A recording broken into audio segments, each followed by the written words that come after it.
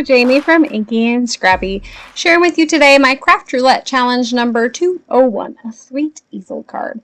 So for this one, I am bringing in Doodle Bug Design 6x6 paper pack made with love. I created a color swatch chart for it, and then of course I added a blue tone that I felt went well with that color pack or color tonal qualities. So I'm also bringing in Lawn Fawn's Inside Out Stitched Scallop rectangle dies, their lovely Latte die set, Brutus Monroe's mini layering stencil of bubbles to get that bokeh effect, and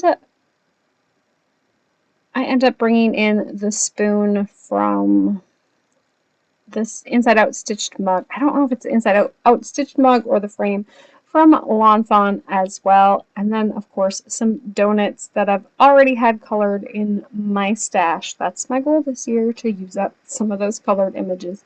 It's from a Lawn Fawn set. I will try to find it and link it down, or list it down below if you are interested in the donut.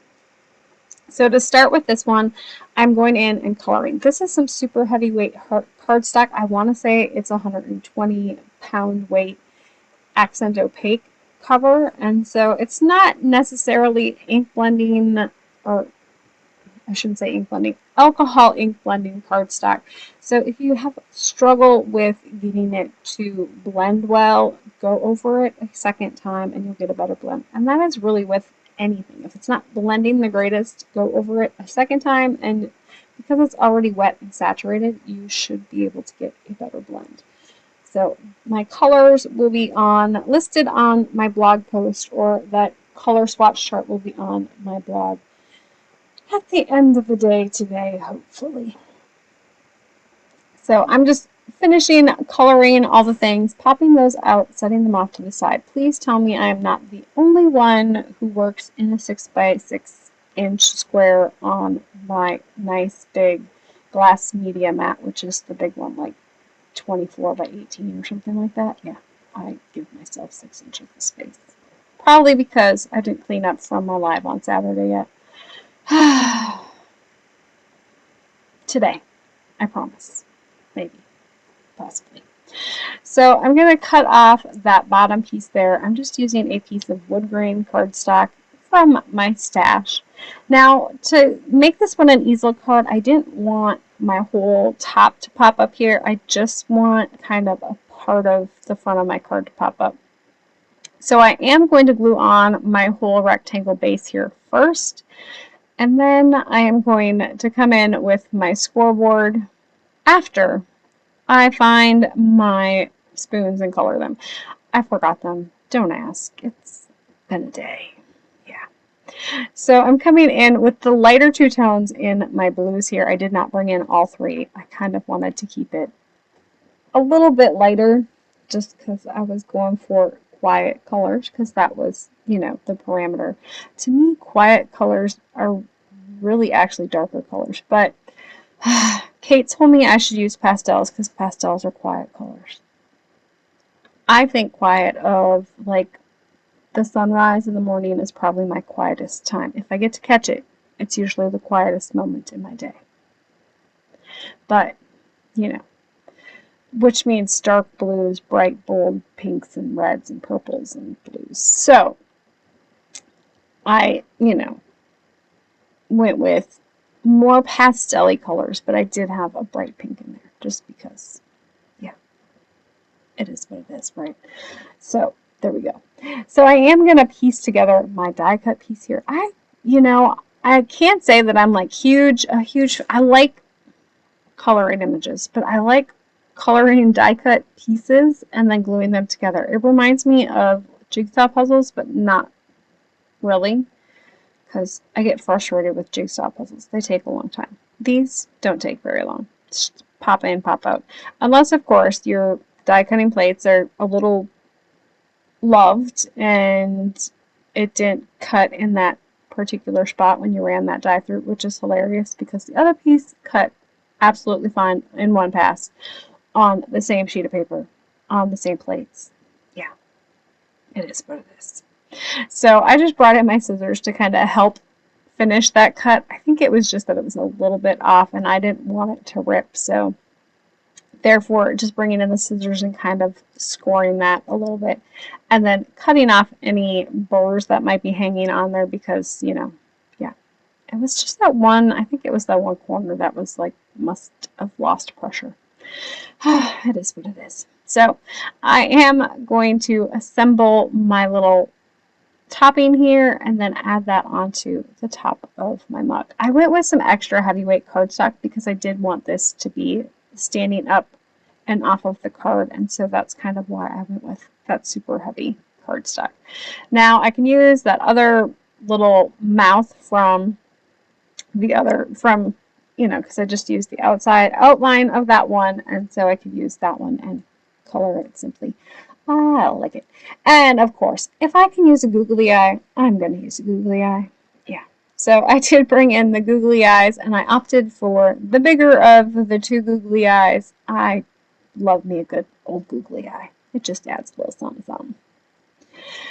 So I'm also going to glue the spoon together. Now, my spoons were probably cut from an 80-pound cardstock, 80-ish pound cardstock. I probably should have cut 4 of them just to give me a little bit more of a rise there to help hold that flap down. It works in the end, but I definitely could have used a little bit more. So because I scored it kind of below where the top of my wood grain is there, I did only add the adhesive onto the card base. So I didn't go over it because I want it to, you know, pop up the, I guess, tabletop there and the mug. At least that was, in theory, what I wanted. So I also want to put some brown on the inside to kind of continue it. Now, if I had to do this one again, or I, you know, thought about doing this one again, I would definitely go with a straight on the background piece on the front for my brown, because it would be seamless, I think, then, or a little more seamless, and you won't have that little bit of white, you know, that breaks it up when it's actually popped up. So that's what I would change about this one. Other than that, I think that's about it. Well, and adding an extra spoon to my spoon, so it had a little bit more bulk. But all in all, it worked. I did come in with my bone folder and reinforce those scores a few more times to try to get it to stay popped up on its own a little bit better. Now I am bringing in these donuts that have already been colored, so they were just colored in similar shades of pink as the ones that I was doing, so they just kind of worked. And so I'm going to pop those around the coffee mug. So we're going to call them mini donuts because they're not really that, well, but I do drink a huge cup of coffee. So they could be regular sized donuts. Jamie usually drinks a half a pot. My cup holds like 30 ounces of coffee. No judgment. Okay. Okay. I am bringing in the Coffee and Conversation set from MFT for my sentiment on this one. Also using some of that paper from that pattern paper pack. So if you have not checked out Craft Roulette yet, make sure to check out Craft Roulette. I have the link below for the Craft Roulette channel. Otherwise, it's craftroulette.live on the interwebs. And of course, always, the gallery is full of ideas and inspiration. So if you are stuck, go ahead and check it out. So I'm going to bring in Lawn Fawn's simple stitch or simple banner dies.